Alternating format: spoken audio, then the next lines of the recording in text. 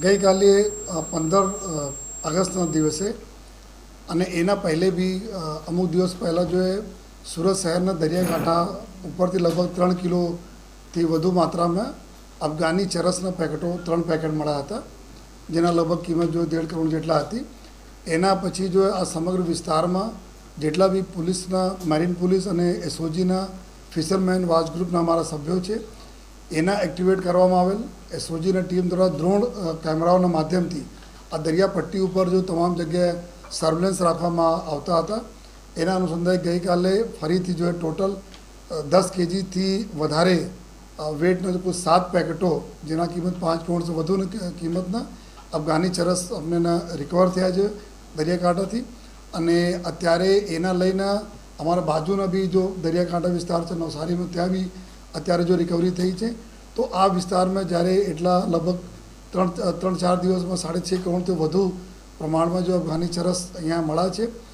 અને એના લઈને અત્યારે સમગ્ર જો દરિયાકાંઠા વિસ્તાર જો શહેર સુરત શહેર વિસ્તારમાં આવે છે એના ઉપર અલગ અલગ ટીમો બનાવીને જોઈએ તમામ ડે નાઇટ કન્ટિન્યુઅસ જો પેટ્રોલિંગ અને ડ્રોન કેમેરાઓ દ્વારા ચાલુ છે. અને આ જો અત્યારે જો આપણને પેકેટો મળ્યા છે, અત્યારે જો એફએસએલના તરફથી જો આપણને આના કન્ફર્મેશન થયા છે અફઘાની ચરસના, તો સાથોસાથ અમે એટીએસના બી કોન્ટેક્ટ કરીને કે એટીએસ જો બી રિકવરી કરી છે અને અન્ય જો અમારા બીજા જિલ્લાઓની પોલીસે જો રિકવરી કરી છે એના સાથે સંકલન લઈને આ કેવી રીતે આવ્યા અને આ ગુનાઓ ડિટેક્ટ કરવાની જો પૂરી કામ જો અત્યારે એસઓજીની ટીમ કરી રહી છે.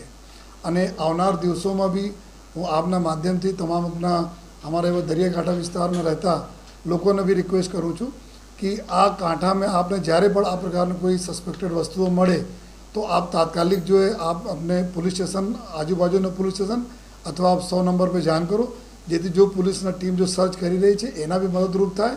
અને આપના ઇનપુટથી અમે લોકો આ પ્રકારના જો નાર્કોટિક્સ જથ્થો છે કોઈ બીજાના હાથમાં નહીં પહોંચી શકે એના અમે લોકો ઇન્શ્યોર કરી શકીએ.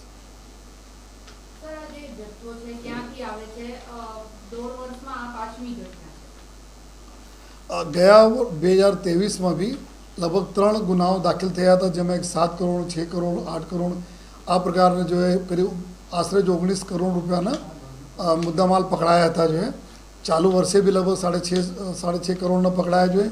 તો જનરલી અત્યાર જે રીતના પેકિંગ છે આ દરિયામાંથી આવ્યા છે, આ તો વાત પક્કી છે. જો દરિયામાં જો ફ્લોટ કરીને અને કેવી રીતે આવ્યા, કંઈ દરિયાના વચ્ચે કોઈ ડિલિવરી થવાની હતી ત્યાંથી કોઈ સિક્યુરિટી એજન્સી જોઈને કોઈ ફેંકી દીધા હોય, જો ડ્રિફ્ટ કરતા હોય અહીંયા આવી ગયા છે, તો એને જ બારેમાં જો આપણા નોડલ એજન્સી છે એટીએસ, એના સાથે સંકલન કરીને અત્યારે કામગીરી ચાલુ છે. પરંતુ જે રીતે આપણા બાજુના જિલ્લા નવસારીમાં બી લગભગ ઘણા બધા જો મોટી માત્રામાં ત્યાં બી રિકવર થયા છે. તો ઓર બી આવનાર સમયમાં જ્યારે ચોમાસાનો સમય હોય તો ડ્રિફ્ટ કરીને આપણે શોર ઉપર આવી જવાની શક્યતાઓ પણ વધુ છે. એના માટે અમે થોડાસા વધારે એલર્ટ બી છે. સાથોસાથ લોકો જ બી અપીલ કરીએ છીએ કે કોઈ ના મળે તો તાત્કાલિક પોલીસને જાણ કરે, ના કે પોતે રાખી લે જોઈએ.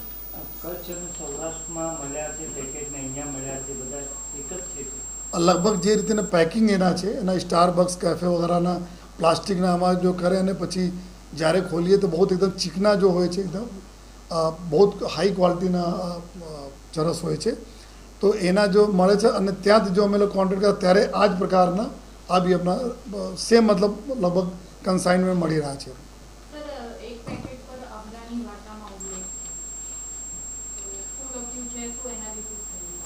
અમે લોકો એફએસએલ અને જો બી એના ડિકોડ કરવા માટે કે અરબી ભાષા છે કે કઈ ભાષા છે જો એના અમે મોકલાય છીએ ત્યાં અત્યારે એફએસએલ અને પ્લસ એમાં જો લેંગ્વેજ અમારા કન્વર્ટર હોય છે એના પાસે જોઈએ.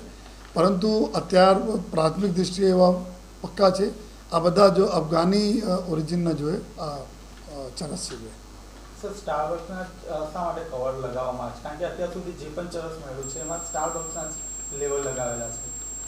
જનરલી એક તો એવું થાય છે કે જ્યારે આ લોકો સ્મગલિંગ કરતા હોય, કોઈ એજન્સીઝ એના સર્ચ કરે તો દૂરથી જોઈને લાગે કે ભાઈ કંઈક કોફીના કોઈ પેકેટ છે જેના જો ઇમ્પોર્ટ એક્સપોર્ટ થઈ રહ્યા છે, એ એક એના હિસાબથી હોય છે. અને બીજા આ લોકો એના માટે વાપરે છે કે કોઈ પણ સંજોગોમાં એના અંદર પાણી જઈ નહીં શકે જોઈએ, તો વોટર ટાઇટ રહે એના માટે આ પ્રકારના આ લોકો જો કોથળીઓ યુઝ કરે છે. એમાં સ્ટારબક્સ જો કેફેના જો પ્લાસ્ટિકના જો કોથળી છે એની ક્વોલિટી બહુ સારી છે.